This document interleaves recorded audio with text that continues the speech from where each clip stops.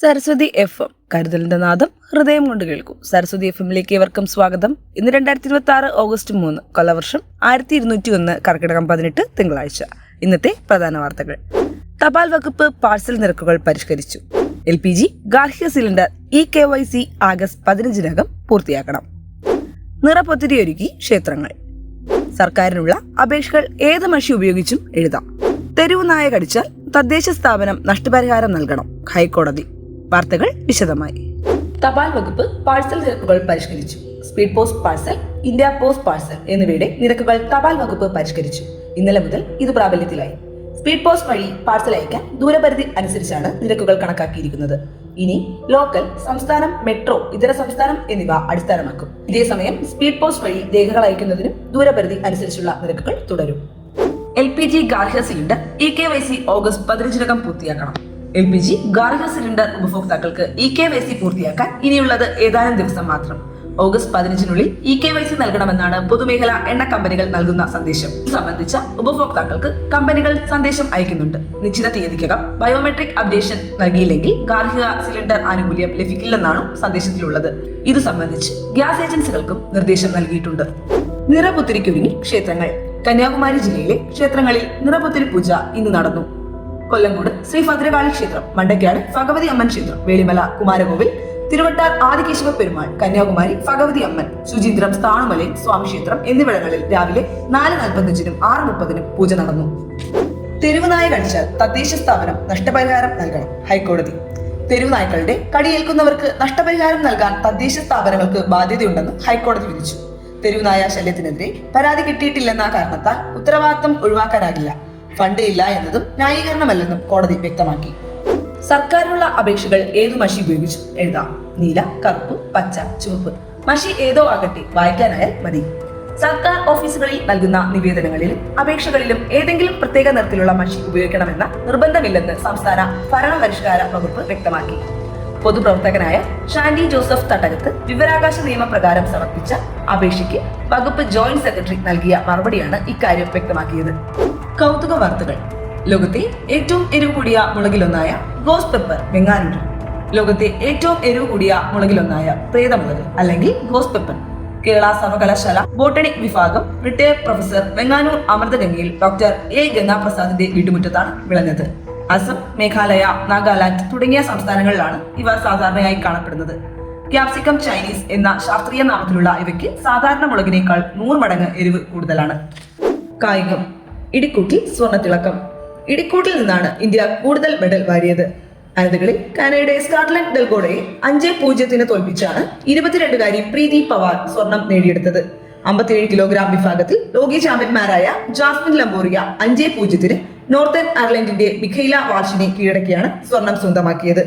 ഇനി ആരോഗ്യ ബുദ്ധികളിൽ കിടപ്പ് രോഗങ്ങൾക്കുണ്ടാകുന്ന വ്രണങ്ങളെക്കുറിച്ച് ഡോക്ടർ SK അജയ് കുമാർ സംസാരിക്കുന്നു.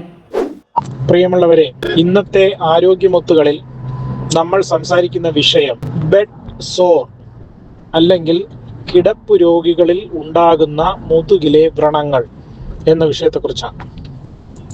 നിങ്ങൾക്കെല്ലാവർക്കും അറിയാം, കിടപ്പ് രോഗികൾ എന്നതുകൊണ്ട് ഉദ്ദേശിക്കുന്നത് ഗൗരവമായ രോഗത്താലോ മറ്റ് വൈകല്യങ്ങളാലോ കിടക്കയിൽ തന്നെ അഭയം പ്രാപിക്കുന്ന രോഗികളാണ്. എഴുന്നേറ്റ് ഇരിക്കുവാനോ നടക്കുവാനോ ശേഷിയില്ലാത്ത അവർ 24 മണിക്കൂറും ശയ്യാവലംബികളാകുന്നു. അപ്പോൾ എങ്ങനെയാണ് ഈ വ്രണങ്ങൾ ഉണ്ടാകുന്നതെന്ന് നോക്കാം. നമ്മുടെ പുറകുവശത്ത്, പ്രത്യേകിച്ച് നട്ടലിന്റെ താഴെ അറ്റത്ത് സേക്രം എന്ന ഒരു ബോണുണ്ട്. ആ ബോണിന്റെ 2 വശത്തായിട്ടാണ് ഇടുപ്പെല്ലുകൾ ഘടിപ്പിച്ചിരിക്കുന്നത്. അപ്പോൾ ആ സേക്രം എന്ന ബോണിന്റെ പിറകിൽ മാംസം വളരെ കുറവാണ്. ഈ സേക്രം എന്ന അസ്ഥിയും അതിൻ്റെ പുറത്ത് ഒരല്പം ഫാറ്റും പിന്നെ സ്കിന്ന് മാത്രമേ ഉള്ളൂ. അവിടെയൊക്കെ എല്ലിൻ്റെ പ്രോമിനൻസ് അഥവാ തള്ളി നിൽക്കുന്ന ഭാഗങ്ങൾ ഉണ്ടാകും.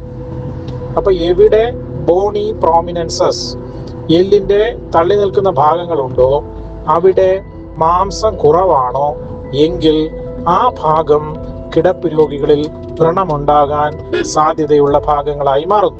ഇതിന് ഏറ്റവും പ്രധാന ചികിത്സ എന്ന് പറയുന്നത് രോഗിയെ 15-20 മിനിറ്റിൽ കൂടുതൽ ഒരു പൊസിഷനിൽ കിടത്താൻ പാടുള്ളതല്ല. 3-4 പൊസിഷനുകളിൽ മാറി മാറി കിടത്തുക, ബാക്കിന് ആവശ്യമായ പരിചരണം കൊടുക്കുക, ബാക്കിലെ ചർമ്മത്തിന് കട്ടി കൂടുവാനായി സ്പിരിറ്റ് പോലെയുള്ള ലേപനങ്ങൾ കൈവെള്ളയിൽ ഒഴിച്ച് മസാജ് ചെയ്യുക, പിന്നെ ചുളിവുകളില്ലാതെ പതുപതുത്ത ബെഡിൽ കിടത്തുക, ആവശ്യമെങ്കിൽ എയർ ബെഡ് ഉപയോഗിക്കുക തുടങ്ങിയവയാണ്.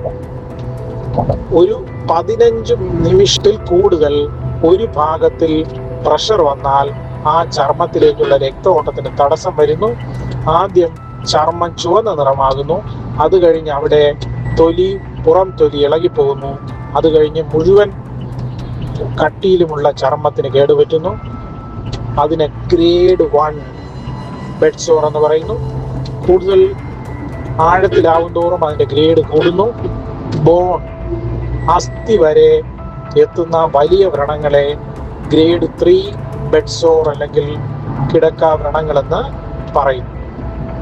ഈ ബെഡ് സോർ വന്നു കഴിഞ്ഞാൽ ആ ഭാഗത്ത് വെയിറ്റ് വരാതെ നോക്കുവാനുള്ള ചികിത്സയാണ് വേണ്ടത്.